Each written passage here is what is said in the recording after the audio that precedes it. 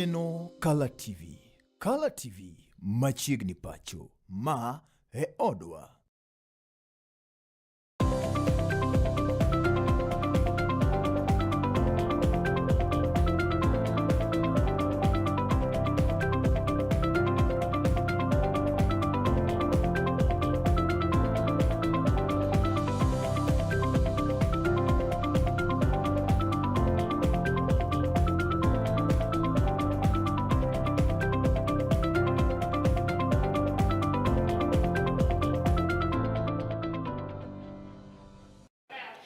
Yena mar mondo mi amosi ni misawa janeno mar Color TV kamora mora mano mabende inena odichiengni mano mar tarik 28 dwe no mar 7 higa 2026 en kinde maber mabende amole wang' jowi mari maigeno kendo maihero mar Color mar mondo mi akelni weche manyien mago mag adier odichieng' gin wechego mowuok achiel kachiel e mesawa mano mar kawo weche manyien. Nyinga Nelly Achieng' Ndine. Wachako kanyo gi wechego mago mabende timore e kaunti mano ma Kisumu kae. Kambende wayudo kanyo ni migawo mano mabende oken mano mar piny owacho Parkinson's Support Group Kisumu kagi tudore kod Jaramogi Oginga Odinga University of Science and Technology ne obago chenro mano mar tiegruok ne jochiw sira ne jogo mabende odak kod tuo mar Parkinson's no. Bende ne giwacho ni ber ka oganda ma odak kod tuo makamano oyudo sira mano makare mana kaka ileronwa kod jafwambo marwa Justus Adoyo. Migawo moro mok mar piny owacho mabende ong'ere kaka Kisumu County Parkinson Support Group gikone to koro ne otayo chenro moro mar tiego jogo eko mabende rito jolweny go eko makedo kod tuo no mar Parkinson. Puonj no mabende ne obagi kod ka tiegruok no mar Jaramogi Oginga Odinga University of Science and Technology. Kendo nochiwo puonj ne jogo eko mabende rito jotuo go eko kaka ginyalo rito jotuo mag Parkinson e pacho kae ni mangima. Mikai Dorothy Nyong'o en ogae no mar Parkinson Support Group Kisumu County. And the training for caregivers is so important because caregivers get overwhelmed. They have all kinds of questions. They don't understand Parkinson's disease. And each patient has very distinct, features or reactions or, conditions. So caregivers are really challenged in trying to understand what's going on, what's the right time to give medication, how to support the patient, but also caregivers have to take care of themselves. Bende Mikai Dorothy Nyong'o notiyo kod thuolo maket kod maendi e chiwo erokamano ne Jaramogi Oginga Odinga University of Science and Technology kuom ne paro maket kod maendi. We really appreciate it because it's a very neglected area. Lots of people do not understand Parkinson's, and so even being able to diagnose it at the health facilities or in the community is a key point. And so just taking this up, I just want to celebrate them. Korka kod gi Jaramogi Oginga Odinga University of Science and Technology noero bende nonyiso chia margi kendo nonyiso dwaro mar kendo luto siro kendo puonjo jogo eko masiro oganda mantie kod tuo ni mar Parkinson. Mana kaka ileronwa kod Laktar Dickens Omondi kanyakla koda Migosi Elijah Ateka maduto wuok Jaramogi kono. We observed from our study that Parkinson's disease is not much known and there's a very low awareness generally. Most studies are reporting about 1% in their as the prevalence of this disease. But in our study, we found that in the places where we did this study, people over 60, majority of them, 10% of them had Parkinson's disease. In Senegal, where we also did a similar study, the prevalence is 11.2%. So it is a common disease, and we are likely to see it more as people age because it's a disease that's more common in older age. The most important thing is psychological support that these people need, but there is also physical training on how to handle patients, especially those who cannot walk, and so how to support them physically, but how to support them mentally as well. The caregivers require the mental support as well, And there are a few exercises that the caregivers need to do to be able to be physically supportive to the patients. Kadhok maket kod maendi bende nosir machiegni kod jatend migawo mochung'ne weche mag thieth e Kisumu County mano Laktar Gregory Ganda. Sometimes when these things happen, you might be the only person in the village who has gotten Parkinson's. And so there you are taking care of a condition that you have never seen or never had, and you are seeing it for the first time. So this is what this does. It capacity builds them. It prepares them to be better caregivers for their people. Kore achiel kuom jota yore chenro Parkinson Support Group Kisumu kocha mano Mikael Irene Obuya to nonyiso mana mor mare kendo goero kamano ne migepe go eko kuom ne biro kanyakla kendo tiego jogo eko machiwo sir ne jotuo go eko mag Parkinson. So today I'm very grateful because we had a partnership with the Jaramogi Oginga Odinga University of Science and Technology. We also partnered with County Government of Kisumu and Parkinson Support Group of Kenya, so that this training is done to our caregivers. I'm very grateful and I'm so happy that from the training that has been conducted today, our caregivers have taken points and notes over the key issues or how to take care of their PD warriors back at home. Bende gisingo ka girwako migepe mamoko ni maendi en chenro ma bende gibiro dhi go nyime kinde ndalo duto. Ne Kala TV kuoke Kisumu County and Justus Adoyo. Erokamano ahinya Justus Adoyo kuom lipot maket koda mano. Weche mago mamoko wayudo kanyo ni oganda mago mabende wuok e gwenge mag Nyanza ojiw mar mondo miginen matut ka otenre kod weche go mago mag siasa kendo moloyo to gipadre kod duond burano mano mabende biro miyo gi thuolo mano mar yiero jatelo mano manikar mabiro chwalo negi weche mopogore opogore mago mag dongruok. Weche maket koda magi ne owachi kod ogai mano mar duond bura mar People's Prosperity Party Eliud Owalo mano mabende ne owacho ni nyaka gie sani oyuago kanyo dongruok mano mabende winjore ochwal ne oganda mauke gwenge mag Nyanza. Gi parties mang'eny eka jopiny biro bedo gi haki ma giyiero go jotelo ma gidwaro. To gi PPP ni mne Raila wewe lwete. Koro donjure PPP. Winja. Kenya. Koro gik mwawacho gi wadwa dwoko osuru piny, wadwa dino kuo, wadwa tieko weche mag gowi, wadwa kelo somo maber, wadwa kelo thieth manoni osiptal. Magi gik monego bed ni kuwuothe kor gweng' tunyiso jopiny ni magi reasons momiyo ji onego donje chama mar PPP kotal negi Owalo. Ok ni gigo Owalo ni ber donje uru. Winja. Nyaka upim negi eka gibotimo no eka gidonje.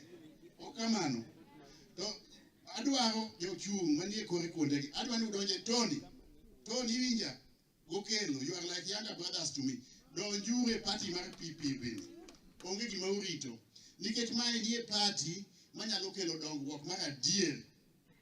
Donge uyie ni wang' ni 2027 udwa ni mondo ubed gi thuolo ma uyiero go jotelo ma udwaro donge uyie kose ok uyie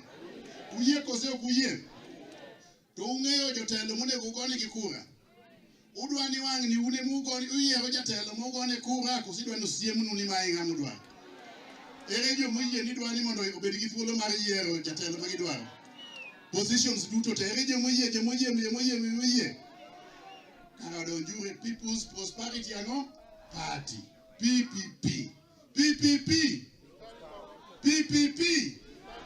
PPP. Eche mamoko wayudo kanyo ni jakoma mano mar bunge la wananchi e pacho kae Sospita Obungo wicho jiwo ganda mar mondo gitem girit ratiro margi moloyo to mano mabende miyo gi thuolo mar yiero jotelo go mago magidwaro kaachiel kod mago manyalo chwalo negi weche go mago mag dongruok. Ne oloso e kar chung' od bura mano ma Kasipul e kinde mabende ne omolo mar mondo giyawa yanga bunge la wananchi mano ma Kasipul kama bende ne otiyo kod thuolo no mano mar jiwo rowere mondo gindikre kaka joluto ombulu.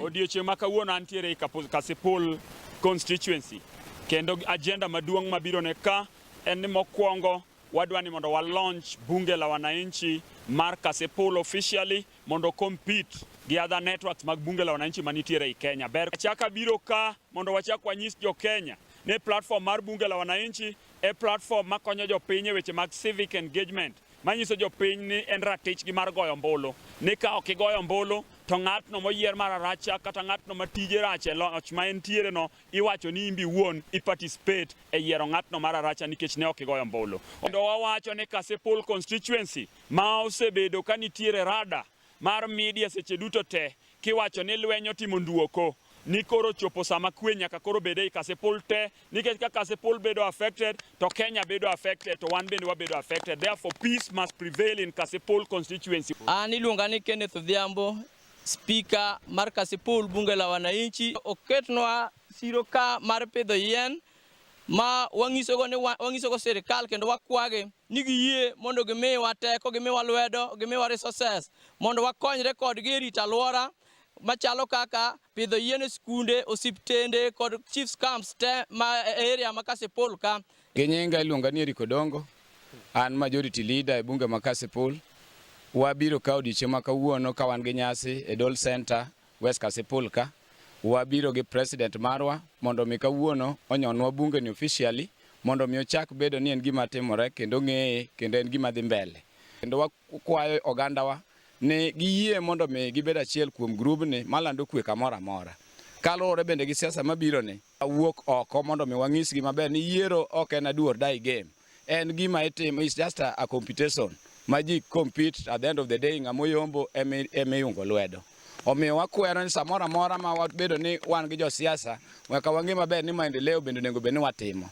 Ni weche mag gunism ok wabi gombo ni mondo bedi moloyo to sama dhi yiero ni nikech wagombo ni kaka jo Kasipul wanyuolre wamedre, but samoro wa feel sorry kwa neno ka jatelo ng'iewo ne ng'ato asere kaachiel gi luth kodhi lawo godo jaluo wadwa kama nitiere. Mago duto wakwedo kang' Chomago mamoko wayudo kanyo ni jopur niang' okwa mar mondo mi gitem giti kod koth niang' mano manyasani ma bende iwacho ni chiek mano mapiyo kendo ochayo tuoche mopogore opogore mamako niang' e kinde ma bende gidongo. Ma en kwayo mano ma bende ne ogol kanyo kod jatelo maduong' mano mar kambi mar piny owacho matimo nonro kod tiegruok ewi wechego kata ewi pur mano mar niang' Migosi Crispin Omondi. Today we are here at the Kisumu Agricultural Society of Kenya National Show. Kenya Sugar Research and Training Institute, which we call in short KESRETI, is exhibiting its technologies, innovations and management practices to our stakeholders so that we showcase the achievements that the institute has made, the milestone it has made since its inception. And key among them are the sugarcane varieties that we are displaying today. And those sugarcane varieties are basically early maturing, high yielding, high sucrose content, and most of them are tolerant to the common cane diseases. Now, these varieties are important to us because they have been carefully selected to grow in the various agroecological zones in the sugar belt. And some of those zones, you know, may be having various challenges. And especially where you get that sugarcane varieties mature late, then our varieties are able to do that, to mature earlier. The uptake, I must confess, has been low. And it is not something that was within our means because you remember I've told you we have just newly been created as Kenya Sugar Research and Training Institute. That is 1.5 years ago. Before that, we were under an organization called Kenya Agricultural and Livestock Research Organization, KALRO. The problem when we were in KALRO, we did not have sufficient resources to multiply and distribute and popularize the varieties. So, but that has now changed because that funding model, when we were in KALRO, was in such a way that there was no money for research and operations. But now we are being funded by the Sugar Development Levy, which has given us some resources, and the training that I have mentioned, together with now a big project that we have now rolled out called multiplication, distribution, and popularization of sugarcane varieties. Together with the Kenya Sugar Board, we are going to increase the production or the adoption of these varieties from the current level of 10% area covered under cane to 30% in 3 years. E kaunti mano ma Migori kocha wayudo kanyo ni Kenya Football Federation ka omako rekod Mihuru Bay Youth ogolo kwayo ne piny owacho mar mondo mi gitema giket maino e moko kuom midhiero mago mabende sani to koro chal kapod okwako okumba manyien mar thieth mano mar SHA. Negi loso e sach nyasi mano mar ndiko joluto ombulu kama bende negi ndiko kanyo joluto ombulu mago manyien maloyo 100 ka achiel kod chulo kanyo omenda mar SHA ne jodongo mopogore opogore mabende wuok e gwengego. Negi kwayo piny owacho mar mondo mi otem ochik itgi ne ng'ur oganda jo Kenya ka otenre kod wechego mago mag thieth.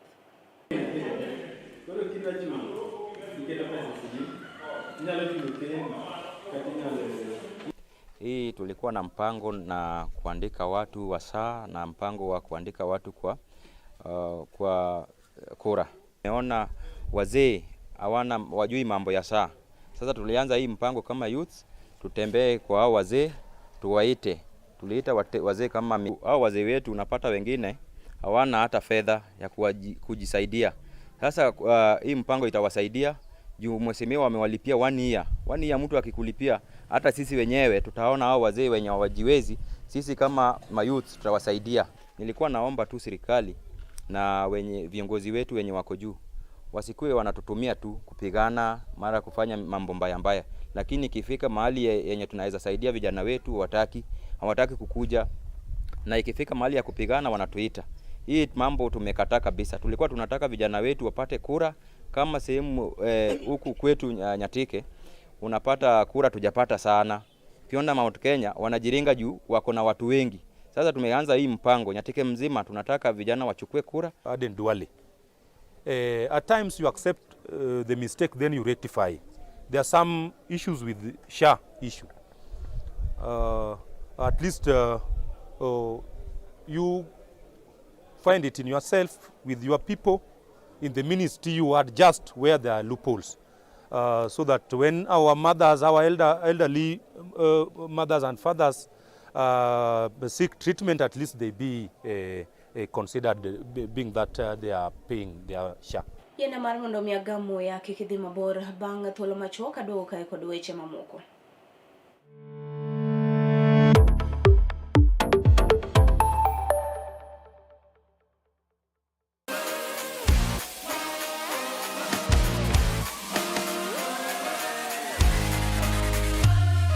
Komuoch to wan kode duoko mag tuke mopogore opogore, jotugo motimogi, kuonde mag timogie, to gin tuke magi mabiro.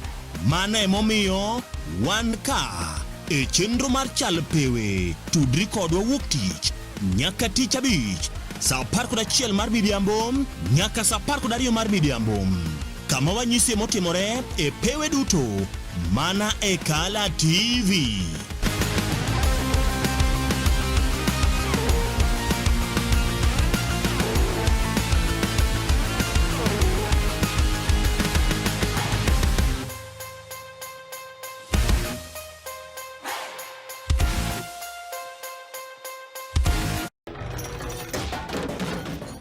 Bedo kod odiochieng' marabora e sikunde ka iduogo pacho, yud thuolo mar kweyo pachi kendo bedo gi mor e chenro mar Bang School. Chenro mar Bang School chakore saa 10:30 ma midhiambo nyaka saa 11 ma midhiambo. Kama inene katun mamori, ipuonjori weche mathoth, ibedo kod mor gi nyiero motimo Cathedral. Kik bai, Bang School, chenro manigi mor lilo ne nyithindo duto. Kala TV, machiegni pacho ma e odwa.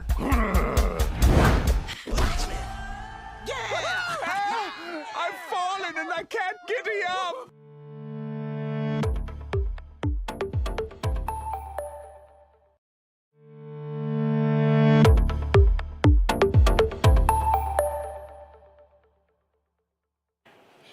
machiegni kendo janeno mar Kala TV wadhi nyime yudo weche manyien. Achiel kachiel nyaka kaunti no mano ma Homa Bay kama bende oyudo kanyo ni maloyo familia 100 e kaunti mano ma Homa Bay sani to koro dwaro mar mondo mi piny owacho opogre kod chenro mar gi mabende gichano mano mar daro gi e puothegi. Jodak mago mabende wuok e gwenge ma Suba Central sani to koro nitie kod luoro ni NYS dwaro mar mondo mi ochun gi mar mondo mi gidar e puothegi. Ging'ur ni nyaka gi sani bath puothegi moko osebed ka yako kod piny owacho kama bende gidwaro mar mondo mi omigi chenro makare ma bende gibiro bedo ka giluwo ka diponi okang' ma kamano obiro timore.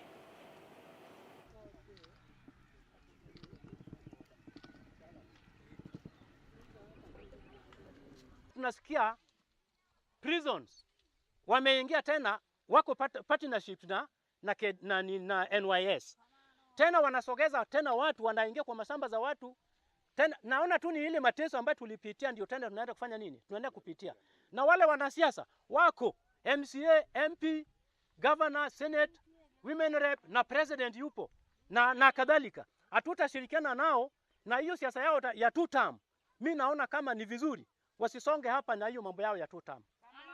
Sisi tutakuwa tukishirikiana na watu ambao hawataki wakina Orengo, wakina Gachagua, wakina nani. Hao ndio watakuwa partnership wetu.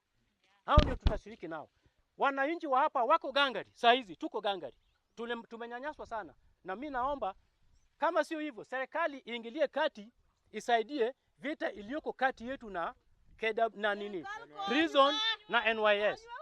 Sisi kitu ambacho tumejua NYS ndio wangehamishwa hapa na watu ambao wanateseka hapa wapate mahali pa kuishi. Na kama hatuwezi kupata mahali pa kuishi, tena prison ndio wanaletwa hapa. Waende watafute kura kwa prisons, la sivyo waende watafute kura kwa NYS. Mtu asikuja hapa eti anaweka mkutano ya kwamba natafuta kura. Waende prisons na NYS. Watu wa youth waliingia hapa wakahamisha watu.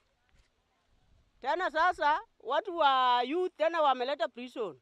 Tena wanataka kuhamisha sisi tena. Sasa sijui mimi taenda wapi. Kwa maana mimi nilikuwa nikajenga kwa plot yangu. Sasa wamekuja tena wameingia kwa hiyo plot yangu. Na nimesha jenga tayari. Sasa sijui nitaenda wapi. Sasa mimi naomba tu serikali usaidie sisi.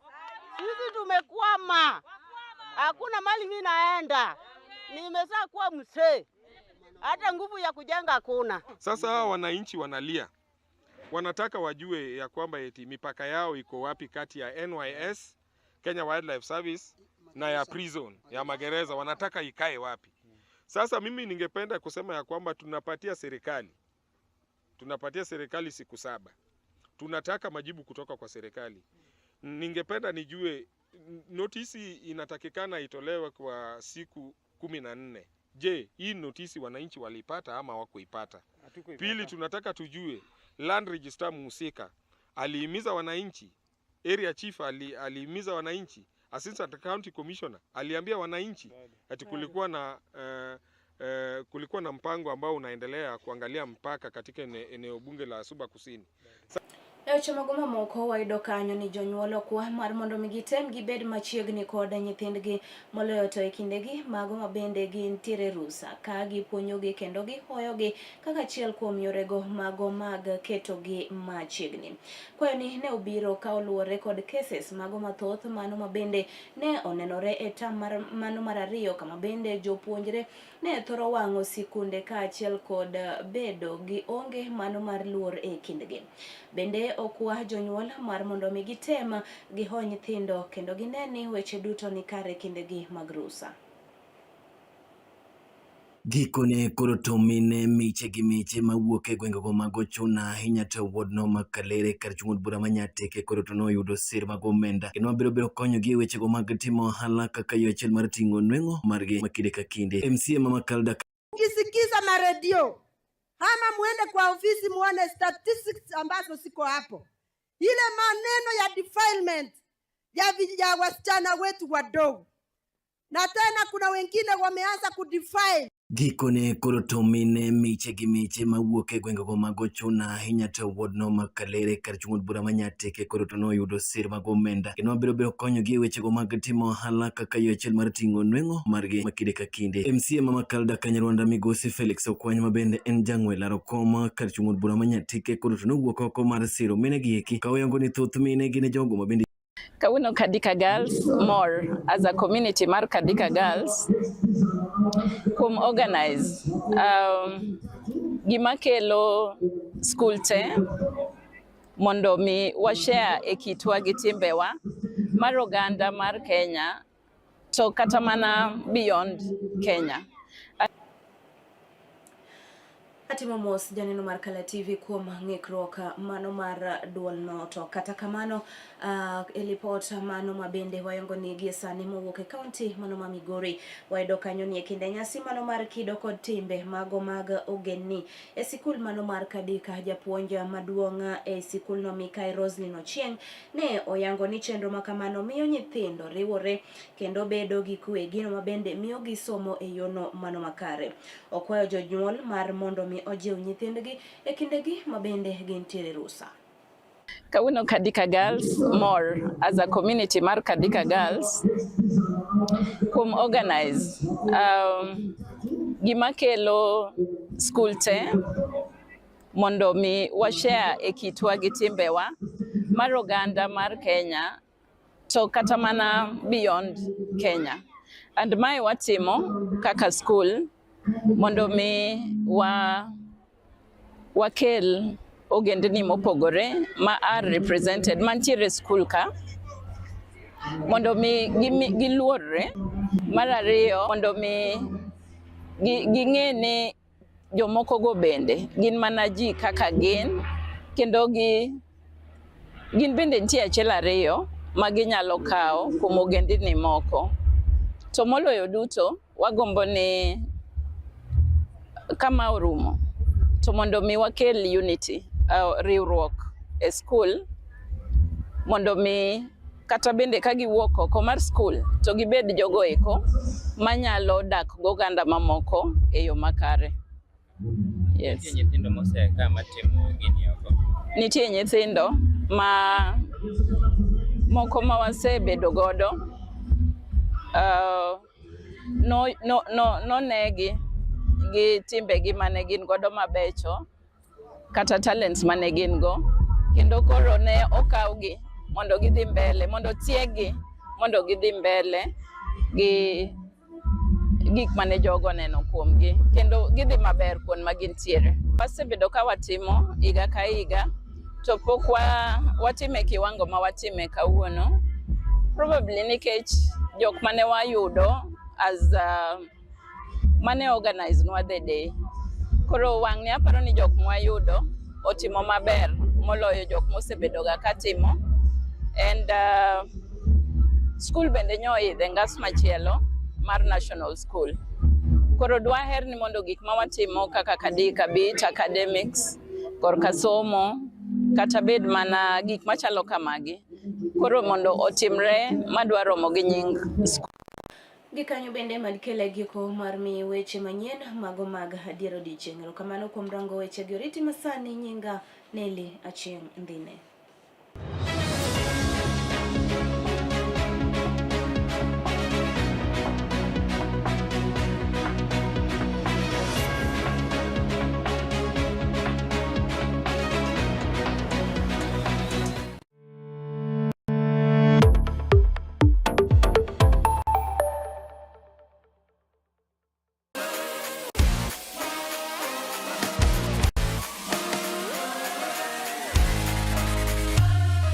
Komuoch to wan kode duoko mag tuke mopogore opogore jotugo motimogi kuonde magitimogie to gin tuke magi mabiro mane momiyo wan ka e chenro mar chal pewe tudri kodwa wuok tich nyaka tich abich saa 11 mar midhiambo nyaka saa 12 mar midhiambo kama wanyisi motimore e pewe